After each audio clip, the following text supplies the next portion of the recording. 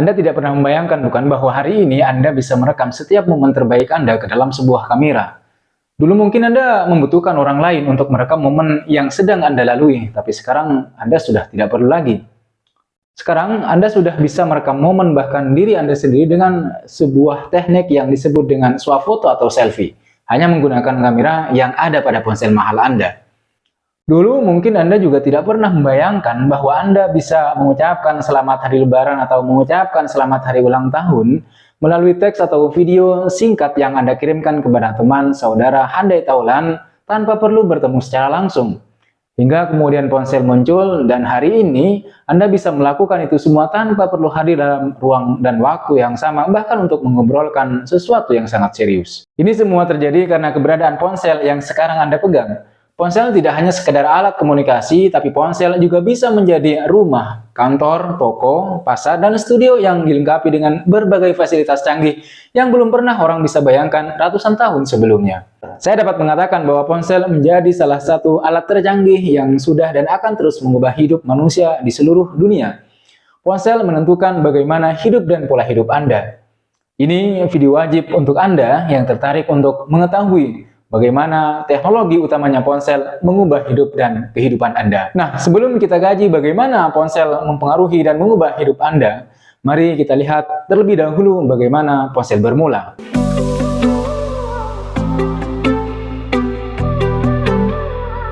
Tahun 70-an, tepatnya pada tahun 1973, untuk pertama kalinya seorang laki-laki bernama Martin Cooper mengenalkan sebuah alat canggih bernama ponsel. Salah satu orang penting dalam bisnis telekomunikasi di Amerika Serikat ini bahkan disebut-sebut sebagai penemu ponsel. Ya, benda canggih ini diberi nama Motorola Dynatex. Pertama kali muncul di New York dan menjadi ponsel yang digunakan Cooper saat itu untuk melakukan komunikasi. Berbeda dengan ponsel yang Anda gunakan saat ini, Motorola Dynatex hadir dengan ukuran yang sangat besar sehingga membuatnya tidak fleksibel ketika dibawa bepergian. Bahkan kabarnya ponsel ini memiliki bobot mencapai 1 kg. 10 tahun setelah munculnya Motorola Dynatex tahun 1983, kembali muncul ponsel generasi terbaru, yakni Motorola Dynatex 8000X. Berbeda dengan Motorola Dynatex tahun 1973, ponsel terbaru ini menjadi ponsel pertama yang resmi dikomersialkan, sehingga masyarakat sudah bisa ikut menggunakannya sebagai alat komunikasi. Meskipun sudah mengalami beberapa pembaharuan, namun ponsel ini masih memiliki bobot yang cukup besar, yakni sekitar 793 gram, dengan penggunaan baterai selama 8 jam. Sebagai ponsel yang pertama kali diperjualbelikan, Motorola Dynatex 8000X dibanderol dengan harga yang sangat mahal, yakni sekitar 4.000 dolar Amerika Serikat. Hal ini tidak mengagetkan karena pada awalnya memang ponsel diperuntukkan untuk kalangan masyarakat tertentu, yakni kalangan masyarakat menengah ke atas. Tidak berhenti sampai di situ, tahun 1980-an, Motorola terus melakukan riset dan pembaharuan pada produknya. Merek ponsel yang satu ini kembali merilis ponsel baru bernama Motorola Dynatex 9800X yang diklaim lebih user-friendly. Ponsel ini memiliki bobot yang lebih ringan dari generasi sebelumnya sehingga lebih nyaman jika mau dibawa bepergian. Sementara bobotnya mengalami penurunan hingga 300 gram, baterai Motorola Dynatex 9800X ini hanya bisa bertahan selama 30 menit. Meskipun memiliki ketahanan sangat buruk jika dibandingkan dengan HP atau ponsel saat ini, namun kemunculan generasi terbaru Motorola ini masih disambut hangat oleh masyarakat. Uniknya lagi, ponsel baru ini juga sudah dilengkapi dengan antena berbahan plastik. Walaupun demikian, sebenarnya antena ini hanya menjadi sebatas pemanis saja. Perkembangan dan pembaharuan terus dilakukan oleh para perusahaan telekomunikasi. Bahkan untuk pertama kalinya muncul sebuah ponsel yang bisa digunakan untuk melakukan panggilan telepon, yaitu sekitar era 90-an. Selain bisa digunakan untuk menerima dan melakukan panggilan telepon, ponsel yang muncul di tahun 1992 ini juga bisa digunakan untuk mengirim pesan singkat berupa SMS. Di tahun yang sama muncul juga IBM Simon yang disebut-sebut sebagai ponsel pertama atau smartphone pertama di dunia. Smartphone ini bisa Anda gunakan untuk telepon, mesin fax, pager, dan personal digital assistant atau PDA.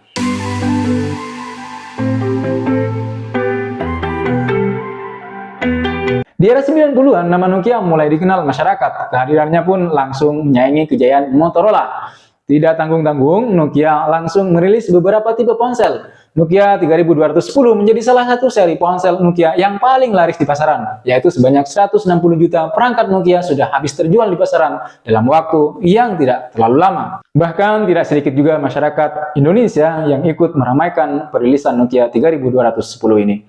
Di tahun 2000-an, istilah smartphone atau ponsel pintar semakin populer. Bagaimana tidak, munculnya Sharp JS-H04 semakin menarik perhatian masyarakat. Pasalnya, ponsel pintar yang satu ini sudah dilengkapi dengan kamera di dalamnya. Ya, Sharp JS-H04 merupakan ponsel pertama di dunia yang membuat penggunanya bisa memotret objek. Tidak hanya itu, ponsel ini juga sudah dilengkapi dengan berbagai fitur canggih.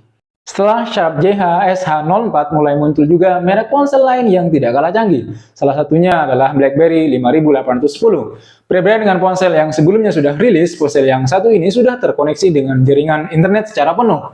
Bahkan Anda hanya bisa menggunakan ponsel ini secara maksimal jika tersambung ke jaringan internet. Di tahun ini juga mulai muncul smartphone legendaris milik Apple, yaitu iPhone. Kemunculan merek smartphone mahal ini disambut baik oleh masyarakat, khususnya mereka yang berada di kalangan menengah ke atas. Karena kemunculan ponsel pintar satu ini menyuguhkan konsep yang baru, yakni smartphone layar sentuh. Konsep ini jelas berbeda jika dibandingkan dengan merek ponsel yang lain yang masih mengusung konsep keypad. Di tahun 2007, iPhone sudah bisa digunakan untuk mengakses jaringan internet 3G. Dengan mengandalkan koneksi jaringan internet 3G, para pengguna iPhone bisa dengan leluasa berselancar di dunia maya. Tak berselang lama setelah munculnya iPhone dengan sistem operasi iOS, masyarakat kembali disuguhkan dengan perangkat baru berbasis Android oleh HTC. Inilah titik balik bagi berbagai merek ponsel lain untuk mulai berbondong-bondong merilis smartphone berbasis Android.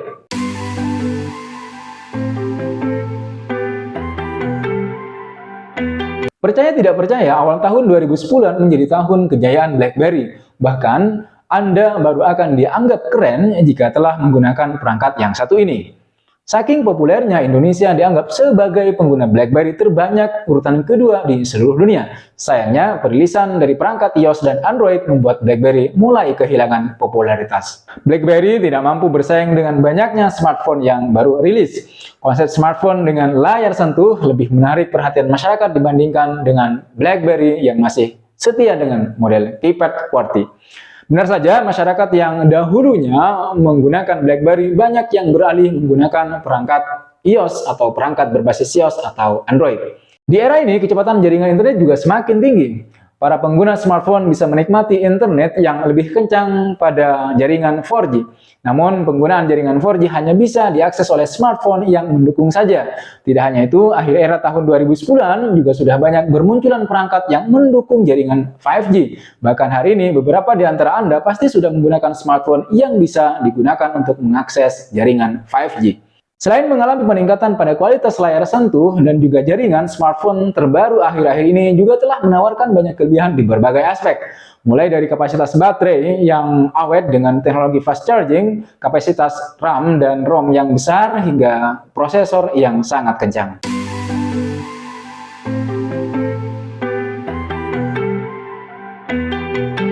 Dilansir dari StockX, pertumbuhan pengguna smartphone di dunia mencapai 5,3 miliar pada Juli tahun 2021. Jumlah tersebut menggambarkan lebih dari separuh total populasi penduduk bumi sekitar 7,9 miliar dengan persentase 67%. Kementerian Komunikasi dan Informatika menyatakan bahwa penggunaan ponsel pintar mencapai 167 juta orang atau dengan persentase 89% dari total penduduk Indonesia. Hal itu didorong dari tarif penggunaan internet yang murah. Sementara itu, di awal tahun 2022, berdasarkan laporan dari perusahaan riset data Reportal, jumlah perangkat seluler yang terkoneksi internet di Indonesia mencapai 370,1 juta. Jumlah tersebut meningkat 13 juta atau 3,6% dari periode yang sama di tahun sebelumnya. Jika dilihat dari segi kelompok usia, penggunaan smartphone paling banyak berada pada rentang usia 20-29 tahun, yaitu sebesar 75,95%. Lalu kelompok rentang usia 30-49 tahun sebesar 68,34%. Sedangkan penggunaan smartphone paling sedikit berada di rentang usia 50-79 tahun sebesar 50,79%.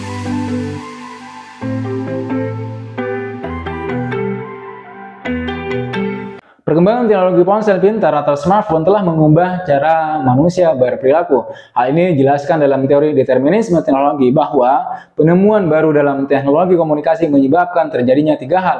1. Perubahan budaya. 2. Perubahan komunikasi akan membentuk eksistensi kehidupan manusia.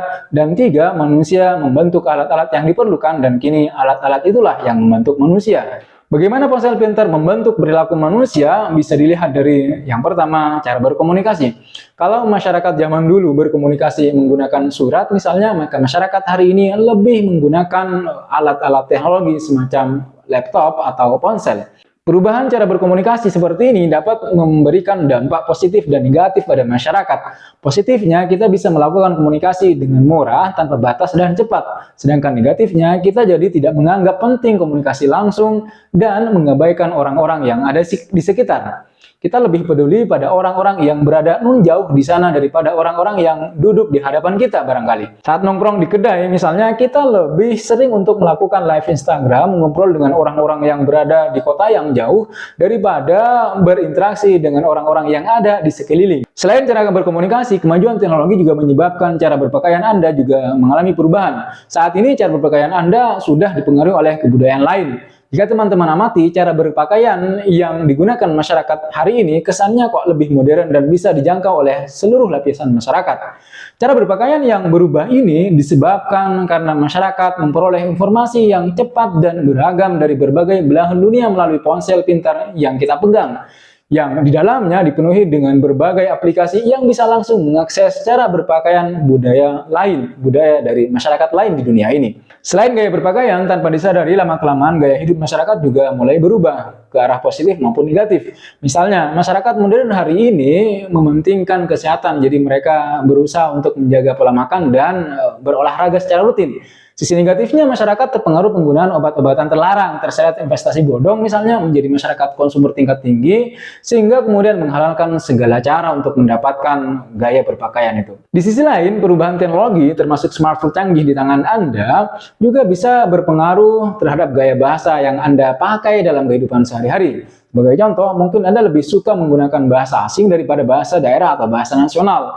Mungkin Anda lebih suka menggunakan bahasa-bahasa slang untuk berbicara dengan teman atau sahabat Anda. Mungkin juga Anda ikut-ikutan untuk selalu menyelipkan kata-kata semacam mungkin kucing, kambing, atau sejenisnya di akhir kalimat hanya agar terlihat keren dan modern. Dimana seolah-olah kalau Anda tidak ikut-ikutan gaya hidup modern seperti itu, bertutur kata dengan agak kasar, dan mengeluarkan kata-kata sejenis anjing atau kambing misalnya, dengan gaya berpakaian yang hanya ada di negeri dongeng atau di layar kaca televisi, YouTube, atau TikTok, bukanlah tergolong sebagai warga dunia, merasa menjadi warga udik yang datang dari pelosok negeri yang antah berantah. Jadi itulah bagaimana cara teknologi, dalam hal ini smartphone, mengubah hidup dan kehidupan Anda. Smartphone atau ponsel pintar bisa menjadikan Anda orang yang super kreatif dan maju, tetapi juga bisa menjadikan Anda terlihat seperti orang autis, gila, tidak waras, membuat Anda bergadang sampai tengah malam, bahkan mungkin sampai pagi. Juga membuat Anda mengalami ketergantungan yang begitu akut terhadap smartphone sehingga untuk ke kamar mandi pun Anda harus membawanya serta. Itulah determinisme teknologi, yakni bagaimana teknologi mampu merubah budaya, pola perilaku, pola kehidupan, pola tidur Anda, dan seluruh yang ada pada Anda dan kehidupan di sekitar Anda.